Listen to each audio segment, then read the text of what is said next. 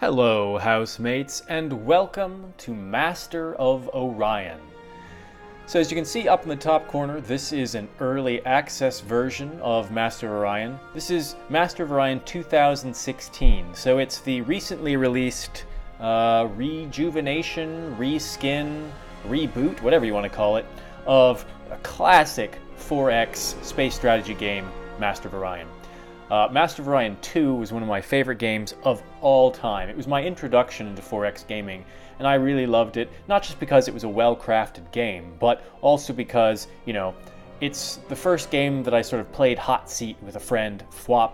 Phwop and I played a lot of it, and, it sort of got our minds to turning on this sort of, strategy, economic type thinking. So, it holds, it has some nostalgia for me, as much nostalgia as I can manage for anything. So I am really happy to see this. We're going to go into a couple of introductory episodes. So obviously, because this is early access, things will change, and there may be some instability. For instance, with the recording, I'm doing this on a display capture rather than window capture, which is what I usually have to do. I'm not sure how well it's going to work. I haven't been able to get the video to fill up the recording screen, so there's going to be a little bit of black space around here. I'll toy with that as we go on, but the first couple episodes you're just going to have to deal with it.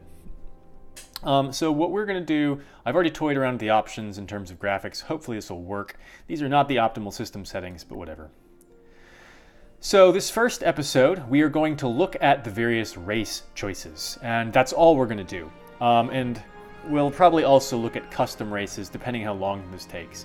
I will let the narrator, Michael Dorn, I think is his name, go through the race descriptions, and those will take a few minutes each, and we're just going to sit and listen to them, and then I'll say a little bit about what I know of the race in particular. So let's go ahead and new game. Hailing from the cloudy planet Altair, the proud Alkar are an old race of avian hominids. Although well known for their peaceful disposition, they are fierce in combat and will rarely back out of a fight if they believe they have just cause. The Skylord rules over the flock uncontested. He is the de facto commander of all Alkari fleets, crewed by highly skilled and disciplined soldiers. Their pilots are among the finest in the galaxy. Alkari religion permeates every aspect of their culture, and their zeal can oftentimes be confused with fanaticism. They believe the god of sky created the Alkari to gaze over every horizon, and have been driven into space to fulfill that calling. So you can see we have 11 races here. There are 10 base races, the original Master of Orion races, and then there is a bonus race for getting the Collector's Edition, which is the second human faction down here. We'll get to them. So all of these, except for the second human faction, are familiar to me from Master of Orion 2. There's at least one race, two races from Master of Orion 2, which I don't see in here, and maybe they'll be added as things go on, although taking a look at the website, I think the 10+1 races is all they intend to have, unless maybe they do an expansion at some point.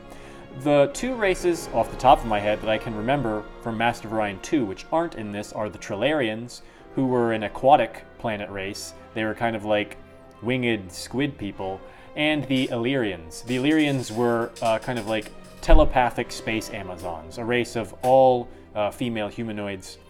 I think those are the only two that are left out.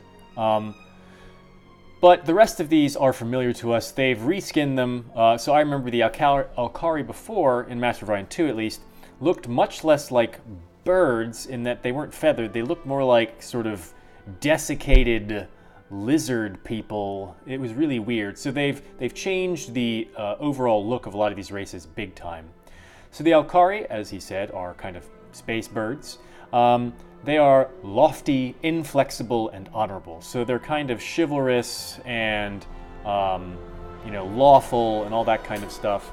And each race has a series of traits which define them sort of in the strategic and tactical games. So the Alkari have a homeworld artifacts, which adds research, probably I think like +3 research bonus. So that's a good starting bonus. It may wane in its usefulness as time goes on. Beam defense, it's 25% higher than normal, which just means they're better at dealing with beam weapons, so that's going to be useful throughout the game. These two ship improvements, plus 25% travel speed and plus 25% combat speed, I imagine are also helpful throughout the entire game. So travel speed will obviously help them in the strategic map to get to systems and resources before others, and combat speed, once they are in contest for these resources, will allow them to maneuver better. They have a starting tech of physics, so physics will be a category. The way the research tree works, and we'll look at this in a later episode, is you research a general category of science. And then once that category is researched, you get to choose from amongst the various technologies under the auspices of that category. So I think they may start with both of the physics tech, or you may be asked to choose one at the beginning. So, and the person you see here is the leader, the avatar for that race. There are other models for like your scientists and your soldiers and that kind of stuff. So they've put a lot of work into sort of the graphical representation of the races. There's also actual voice acting. In Master of Orion 2, there was just text, and the models were, you know, good for the time at which the sort of pixel models, good for the time at which it came out. But this update is very nice looking. Now, I never played Master of Orion 3, so there may be some changes from that that I'm not aware of that they've sort of ported over. My understanding was that Master of Orion 3 was not a terribly successful game. It wasn't necessarily fun. I didn't play it. I'm taking this on the word of Phwop, who did play it. It was overly complicated. The great thing about Master of Orion 2 was, though it was complex, it was manageable. Likewise, and it shares in that way similarities with Endless Legend, which Phwop and I have been playing a bit of. So these two games are both very excellent examples of the 4X strategy. So let's move on. Let's get through all these races here. The harsh Ursa system is home to the Bulrathi, a ferocious warrior race committed to the preservation of nature. Fearless and brutal in combat, they rely on their strength to overcome opponents, while their heavily armored fleets withstand wave after wave of enemy attacks. Fiercely territorial, they are usually reluctant to strike the first blow, but they will go toe-to-toe with anyone who wanders into their domain. Their rich spiritual life revolves around the Hag, an elder who speaks for nature itself. It was the will of the Hag that pushed the Bulrathi into space, as they sought to place the entire galaxy under their protection by any means necessary. All right, so whereas the Alkari are sort of an offensive race, the Bulrathi are defensive. They are headstrong, territorial, and ferocious.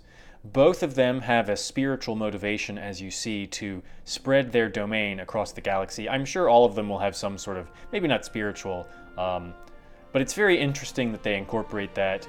Yeah, so we won't talk too much about that right now. Let's look. They have a large homeworld, so it can get bigger. It can have more population. That's very helpful. I think ultimately that's probably better than an Artifacts homeworld. They also have a rich homeworld, which will allow for faster production, and again, that will last them throughout the entire game. So they have a very good homeworld bonus. And in addition to their good homeworld, they're good at defending that world. And this was mentioned in this narrative description. They are good at defense. They're good at taking hits and just sort of, I guess, wearing the enemy out.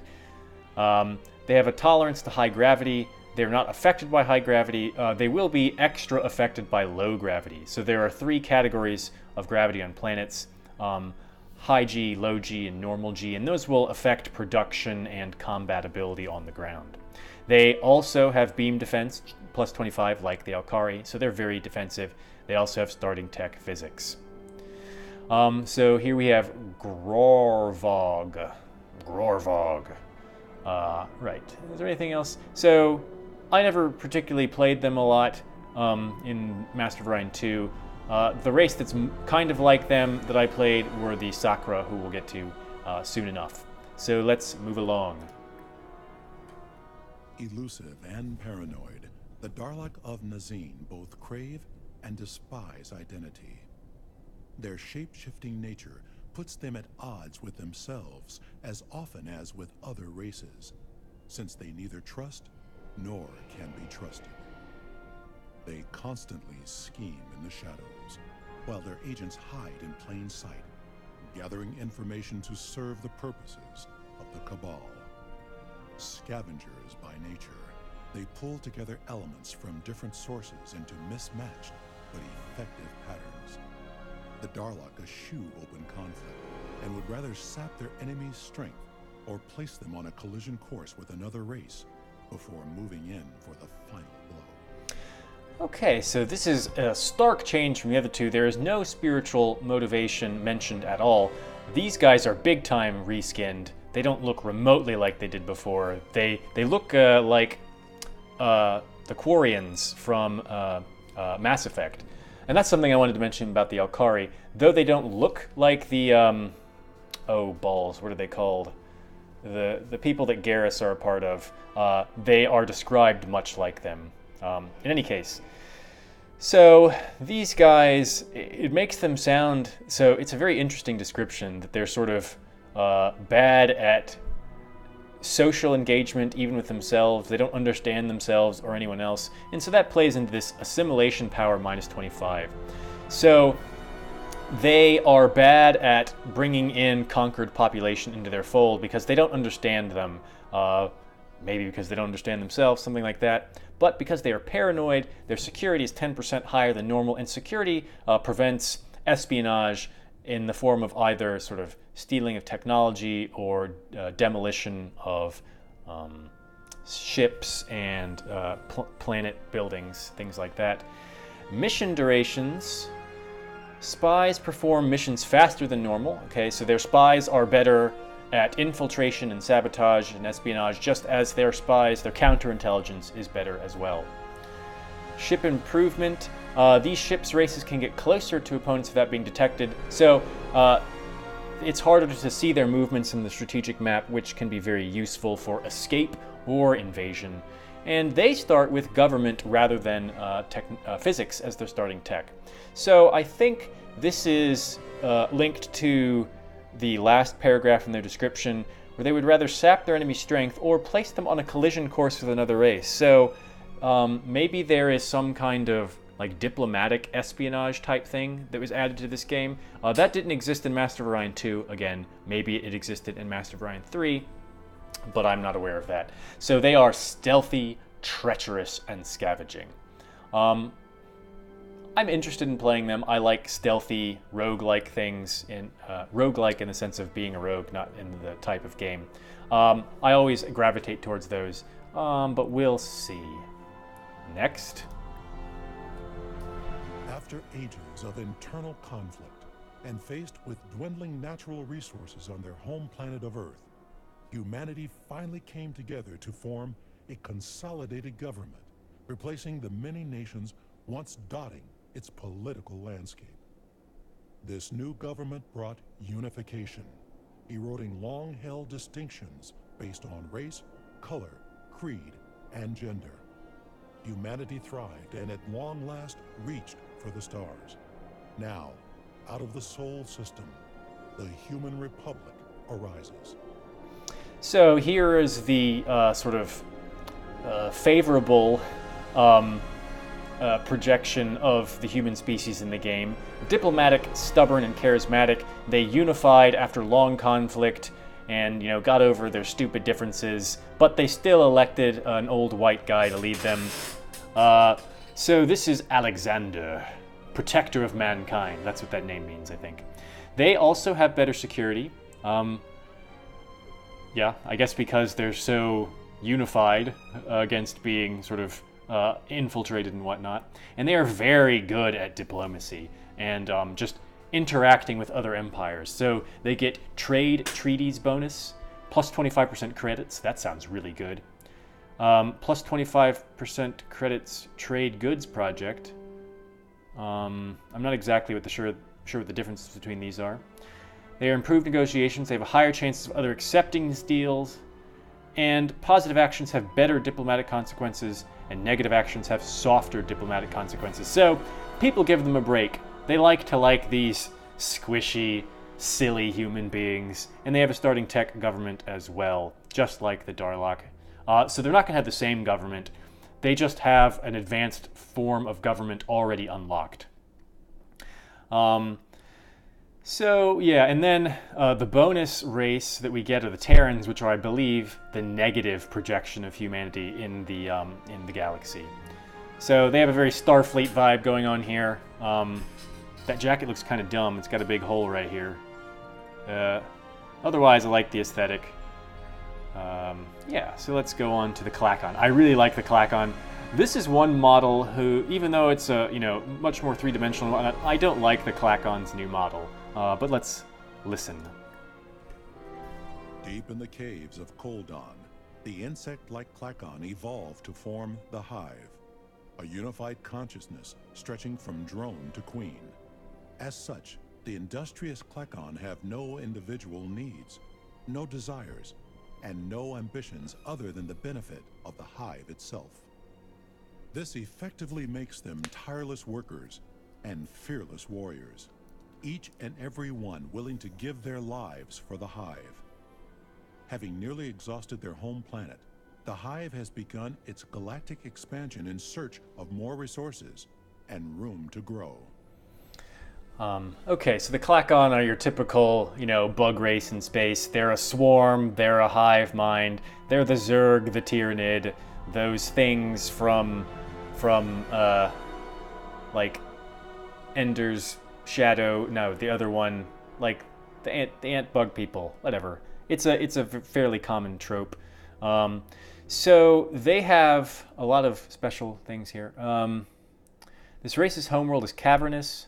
I think that means they have more space for population. I'm not sure about that. They've overmined it, as was indicated in the narrative description there. So they don't get as good production, which means that you're going to need to, move out very quickly, as opposed to with the Bulrath, you have a rich homeworld, where you maybe can afford to stay where you are a little bit longer. And that, of course, plays into the description of the Bulrathi as being sort of territorial, but not necessarily super expansionist. The bugs are going to be super expansionist. They are tireless, uncreative, and hive-minded. They don't give you a mention of these things. I wonder...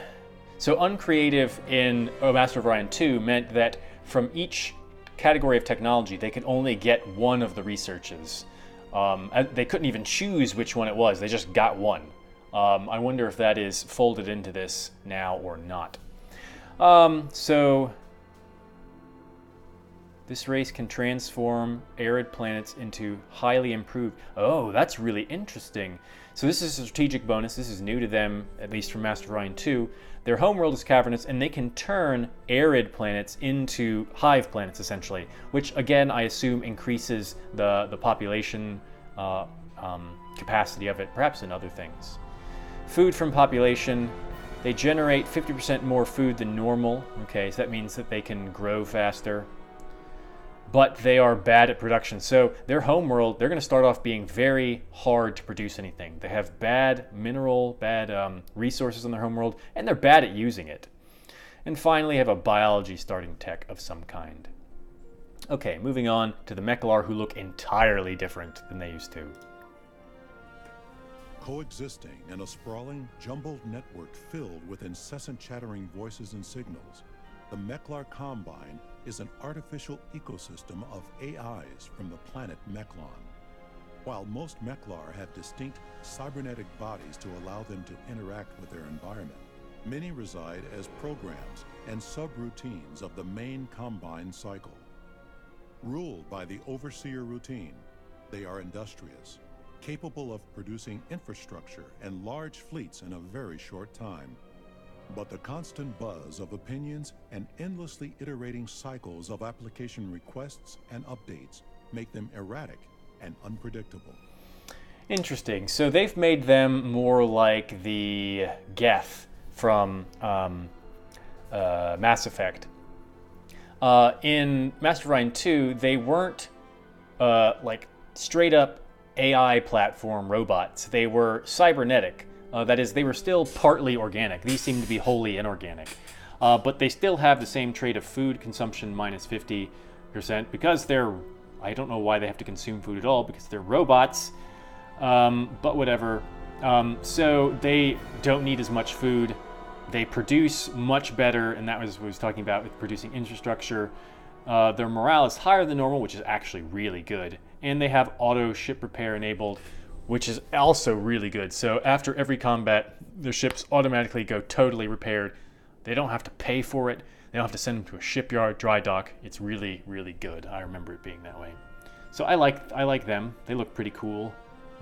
They seem to be pretty much the same as they were before. Here are the Mercians. The blazing savannas of Fieras gave rise to the ruthless warriors known as the Mercian. But their hot temper almost proved to be their undoing. After years on the brink of civil war, the Mercian Empress now rules over her pride without question.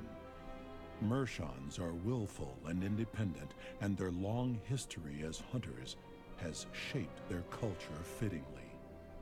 They see themselves as the peak of predators, and any other life form who crosses their path is regarded as fair game. They often strike out against even their closest allies just for the sport of battle. They are easily offended and will pursue relentlessly anyone they feel has slighted them, heedless of the consequences. All right, so these are angry cat people with a very smirky cat lady at their head. So they have a large homeworld, which is good. They are fearless, warlike, and proud. So they have more population. They have a grassland planet. I don't know exactly what that means. They can transform desert planets into highly improved grassland planets. So that's really good. Races who can transform, they like inherently can do this. That's a really big boon. They're good at combat on the ground. Extended barracks. They have more Marines. So not only they're better at combat, but they have more troops. That's double good. And they start with some sort of engineering technology. Yeah, so they're very garrulous. They fight a lot. They usually, as soon as you see them, they're going to start attacking you. That was always the way it was. Right. Here are the Greys. Under the supervision of the controller at Mentar, a sprawling network of Cylon communities comprise the Quanta. Devoted to the unraveling of the mysteries of the universe, each quantum investigates independently in order to contribute to the knowledge of the whole. The Cylon are a peaceful race and only keep fleets of highly advanced warships as defensive measures. Brilliant researchers, they are often ahead in the technological race, yet seldom seem to take advantage of their superiority. Instead, they prefer to trade for new discoveries while shielding themselves from the rest of the galaxy in order to continue investigating in peace. So they are brilliant, unsympathetic, and creative. So creative, at least, used to be something that meant when you researched a particular topic, you got all the technologies under the auspices of that topic. You didn't have to choose one like everyone else, and you didn't have one automatically chosen for you as the Klakon did. I don't know if that's still in force here. It doesn't say that here in the traits, so maybe it doesn't. So they have a small homeworld, which means they can't have a lot of population. They have artifact special, so they have a research bonus, and then a super huge extra research bonus. So this research from population means that each unit of population does X% higher than a base of population normally would. And when we get into the game, you'll see exactly how that works out. There's a diminishing marginal return of workers put into any of the three categories of production. So they are bad at ground combat. They have a low gravity tolerance. That means that normal G and low G worlds will be okay for them, but high G worlds I think are particularly bad for them. And they have a government starting tech as well. So the creative trait, if it still exists in this game, was always a good one to pick because it just meant that you could get all the tech that you could possibly want, all the tech, period, and then use it either as diplomatic leverage or just to overpower your opponents. Next to the Dino people. Primal in their ways, the cold-blooded Sacra from the planet Sla seem uncouth and unenlightened to many of the other races. However, their hulking forms and rustic rituals belie an enduring memory that has helped them reach the stars. They are lorded over by the Hierarch, a long-lived progenitor, and in a very literal sense, the father to much of the brood. His main concern is for his offspring, whether acquiring colonies for them to reproduce or securing the resources necessary for their survival. It follows that the Hierarch adopts a familiar and fatherly tone towards those he regards as allies. To the Sacra, everyone is either part of the family or a hated enemy. So they are numerous, which so their population growth is very fast. So if you get them with some of those large worlds, then they can have just tons of people. And having tons of people means they can have more ground forces usually, so they can also be hard to dislodge from a planet. So homeworld biome, and everyone who seems to have a homeworld like this can transform some type of planet into their favored planet, which is really nifty. I like that. They are not good at research, minus 25%. Their population growth is 25% faster than normal. Pollution generation is 25% lower than normal, which is interesting. It doesn't really, there's nothing about the narrative description which would indicate that. So pollution is this constant byproduct of building, I think, and production on the planet. And what you do is you occasionally devote production time of your workers to cleaning up the environment. So this is a constant problem that you have to deal with on each planet. And as pollution goes up, I think morale goes down, and various other maybe populations start to die eventually. I haven't played too far into this to see. And they have a starting biology technology. All right, one more base race and then the bonus race. Alone in their unique composition, the Silicoid are an ancient race of silicon-based life forms from the planet Cylon. Their impressively long lifespans and abysmally low birth rates have resulted in a civilization of relatively few individuals with lots of experience. The oldest among them is known as the Keystone, ruler of the Silicoid and speaker for the Crag. As outcasts among other alien races, they see other races as fleeting, temporary blurs that leave nothing behind but trouble for the Crag. So xenophobic was formerly, at least in Master of Orion 2, one of their traits, which meant they basically could not negotiate. They just hated everything, and the only way to deal with them was to destroy them or ignore them. However, they consume no food whatsoever. They eat rocks. So, yeah, no food. This race doesn't generate food. This race doesn't consume food. They're bad at research. They have a large homeworld, but it says that they have a low birth rate, but it doesn't say they have a minus population growth. So I don't know exactly how that comes into game terms. They have an Inferno planet homeworld, and then of course, as with the other ones, they can turn volcanic planets into highly improved Inferno planets. So I'm not exactly sure how that works in game terms. All right, now we get to the bonus race that you get for purchasing the Collector's Edition. It is a different Terran faction, a different human faction. Let's see how different. It was during the darkest times of human history that the Age of the Khans dawned. All over their homeworld, civil unrest was mounting as society crumbled under the weight of deviancy, corruption, and greed. Mankind was poised to destroy itself in a tidal wave of chaos and despair when the first of the Khans rose to power. His callous rule was one of drastic measures of cullings and purges.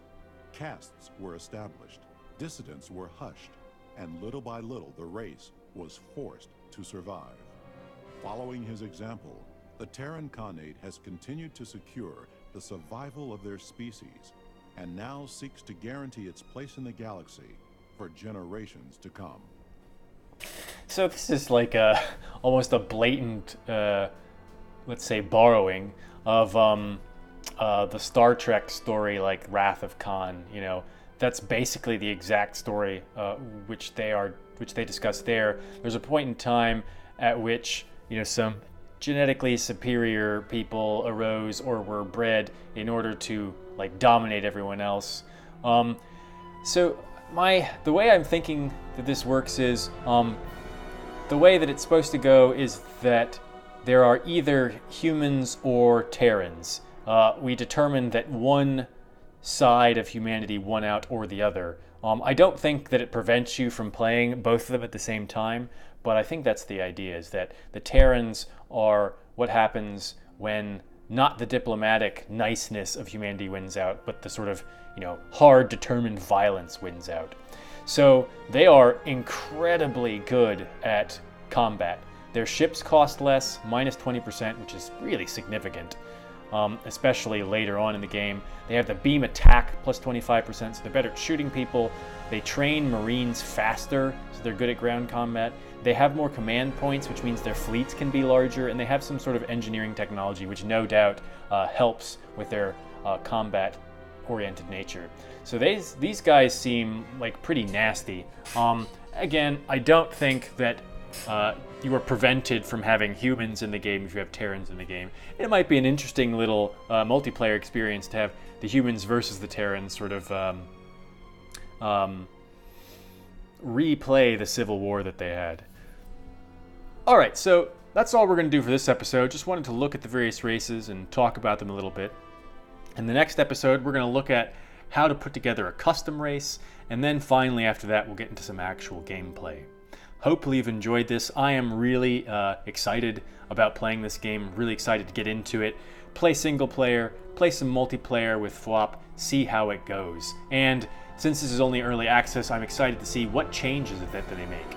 And of course, as we go along, if you or I see any changes that you'd like to suggest, we can definitely make those known to the developers. So please hit thumbs up on this video if you enjoyed it, and if you want to see more of this or any of the other things that I do, then please subscribe to my channel. If you're not going to do any of those things, then I don't care what you do.